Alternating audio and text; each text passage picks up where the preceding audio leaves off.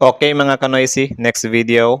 Tita ni Carla may hindi nagustuhan sa bahay ni Carla na ipinatayo ng Team Kalingap. Nako, ano kaya At yan? Super Mock sobrang kinabahan. So ayan, kumusta mga kanoisy? Welcome back sa ating YouTube channel, Filipinoisy. So ngayong araw, update na naman tayo patungkol sa something bahay ni Carla. No? So yan yung panonoorin natin ngayon mula kay Kalingap TV. So meron itong pamagat na hala, may makancel na ilalagay para sa bahay nila ni Carla. Kalingap Rab latest vlog today. So, viral to men. So, again, bago natin simulan, Kalingap TV, support nyo yan. Also, Kalingap Rab, support nyo rin. Siyempre, kung trip nyo ng mga ganitong reaction video may kasama kayo manood, huwag nyo na rin kalimutan supportahan yung YouTube channel natin, Filipinoisy. So, di na natin ito patatagalin pa, baka gawin pa ng China. Again, ang pamagat ng video ito, hala, may makancel na ilalagay para sa bahay nila ni Carla. Kalingap Rab latest vlog today. So, nakaka-curious nga naman siya, no? Kasi alam naman natin na upcoming or malapit nang matapos itong bahay ni Carla. Kaya ano itong mga isyung to? So, yan yung malalaman natin. Like, comment, share, subscribe. Start.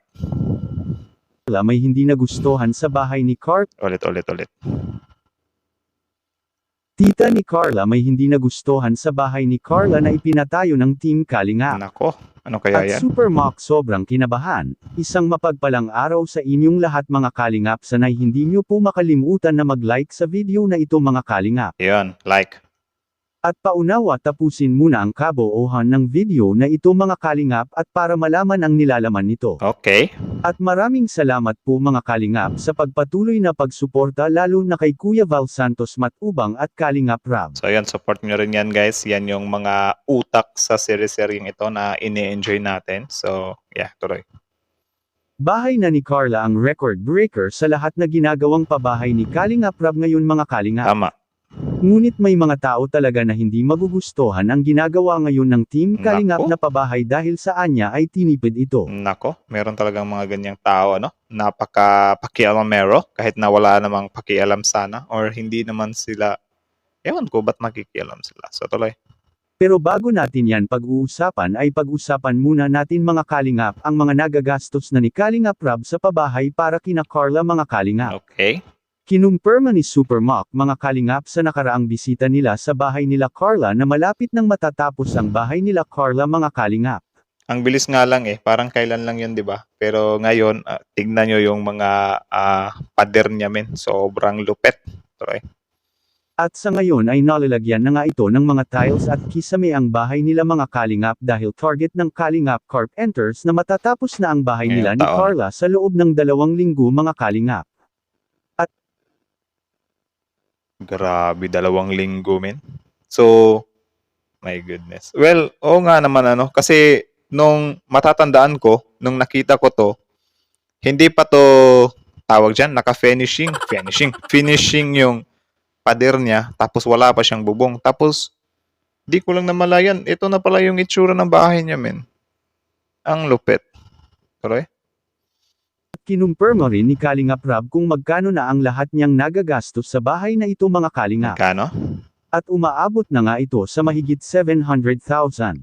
Lahat-lahat ng mga Grabe, 700K. Kasali na ba yan yung mga trabahante dyan, men?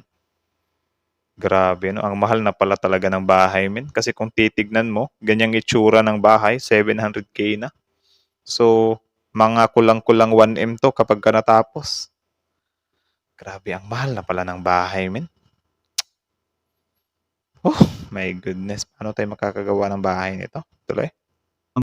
materyales para sa bahay nila ni Carla mga Kalingap May ay tiles pa. nakahanda na ito at umaabot nga ito sa mahigit kalahating milyon mga Kalingap. Grabe.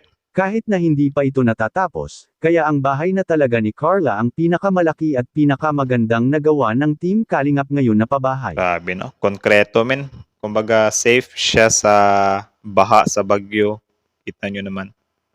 At hindi pa kasali ang ilalagay na bintana para sa bahay nila ni Carla mga Kalingap at aabot nga ang magagastos sa bintana nila ng 60,000 pesos o mahigit pa dahil lalagyan rin ang mga bintana nila ni Carla ng grills katulad sa ginawa nila Super Mock sa bahay nila Dara. Nako, Kinabahan si Super Mock mga Kalingap dahil sa kapag bakit kaya? Ano kayang nakapagpakaba kay Mr. Super Mac, men? Tuloy? iba ang gagawa sa mga grills ng bahay nila ni Carla ay baka anya masisira rin ito katulad kina Dara.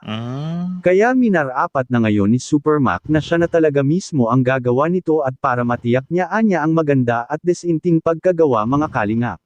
Oo nga naman, tama din naman yun, ano, na isang tao lang yung trumabaho or isang grupo lang yung trumabaho. Para naman kung sakaling may mga problema or whatsoever, isa lang yung tao na parang mapo-point out, di ba, na oh, ikaw ang nagtrabaho nito, ikaw ang nagtrabaho nito. Kasi kapag ka two teams kasi yan, pwedeng mag-anuhan maghugasan ng kamay, di ba? So, at saka yun, mas mabuti talaga yung isang anuhan lang. Pero yun nga, yung paglalagay naman ng grills ay siguro meron ding mga taong expert talaga sa paglalagay ng ganyan, ano. Pero yun nga, sinabi dito na yung isang pabahay nga nila ay nagka-problema nga doon. So parang inaano niya na lang din na okay, ako na lang yung gumawa niyan. I think okay lang din naman yun. Kayo, agree ba kayo guys na siya na lang yung tatrabaho niyan? Comment nga kayo sa baba. Tuloy. Sobrang napakaswerte talaga ni Carla mga kalingap dahil kung ating isuma total ang lahat-lahat ng nagagastos talaga sa pabahay ni Kalingap Rab sa kanya mga kalingap ay malapit na itong umaabot ng 1,000,000 at hindi pa Grabe. kasama ang mga naibigay na mga gamit na nanggagaling sa mga nag-sponsors kina Carla mga Grabe. Pati yung mga gamit hindi pa siya counted, ano. Ang laki na pala. Grabe, kulang-kulang 2,000,000 pala to, men. Tuloy. kalingap.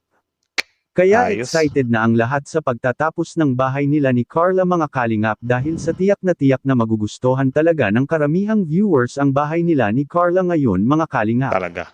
At kahit nasa ikakabit na tile sa bahay nila mga kalingap ay si Kalingap Rab na ang pumili ng kulay at para maging maganda talaga ang kalalabasan ng bahay nila ni Carla mga kalingap. Grabe, ano. Nakahanda na yung mga tiles. So, parang pizzas eh. Tuloy. At tita ni Carla may hindi nagustuhan sa bahay nila ni Carla. Nako, ano kaya yan, men? Bakit nakisali dyan dito? So, tingnan natin or pakinggan natin kung ano nga ba yan. Baka pampatis lang kasi. Baka pampatis lang din naman, ano? So, tuloy. Ano naman kaya ito mga kalingap? Ano yan? Yan ang atin ng malalaman ngayon mga kalingap hindi maiwasang may mga bagay-bagay na napapansin ang mga nakakakita mga kalingap sa ginawang bahay nila ni Carla mga kalingap. Ano yan? At ang tita ni Carla ay hindi na anya dapat lalagyan pa ng isang chandelier ang bahay nila ni Carla dahil sa magastos lang anya ito sa kuryente at hindi naman talaga anya bagay ang chandelier sa kisame nila Carla dahil sa mababa lang ang kisame sa bahay nila ni Carla. So, parang tinutulan niya yung chandelier. Totoo ba to? Wala na tayong magagawa kung ang gusto ng mga nag-sponsors ay palalagyan ng ganito kamahal na ilaw ang bahay nila ni Carla mga kalingap dahil sa kagustuhan nila na tumulong para kina Carla. Ano po ang masasabi niyo po mga kalingap tungkol dito? Please comment and God bless you. Okay, so yun pala yun. Yung sa chandelier. Well, may point naman. May point siya, pero yun nga, conflict din kasi siya, men, na yun nga yung gusto ng sponsor, no? Pero may point yun na chandelier tapos mababa yung parang bubong mo. Kasi baka sasabit. Pero meron namang mga chandelier na, ay hindi eh. Kasi pwede namang i-carve type, di ba? Do you think pwede bang i-carve type? Like halimbawa, ito yung parang cover ng bubong niya, yung plywood. Di ko alam anong tawag eh. Basta sa Bisaya something arkuba ang tawag niyan. Tapos ito yung may part niya na bubong. 'Di ba? Mostly naka-flat lang yung mga ano diyan, arkuba kumbaga. So bakit hindi na lang din i-adjust imbis na ganyanin na lang din para may malagyan ng chandelier doon, 'di ba? Do you think? Sa usapin naman na kuryente or whatsoever, I don't think ano din naman siya, no? Kasi syempre alam naman natin na itong si Carla soon magiging vlogger din siya. So makakaya niya din naman yan siguro yung electric bill niyan. Kung gusto din naman talaga ni Carla, why not, di ba? But if ayaw niya rin or namamahalan siya sa kuryente, desisyon niya rin yan kasi siya naman na yung may-ari ng bahay, di ba? So, kumbaga, nasa may-ari talaga ng bahay yung huling desisyon. So, yun lang naman.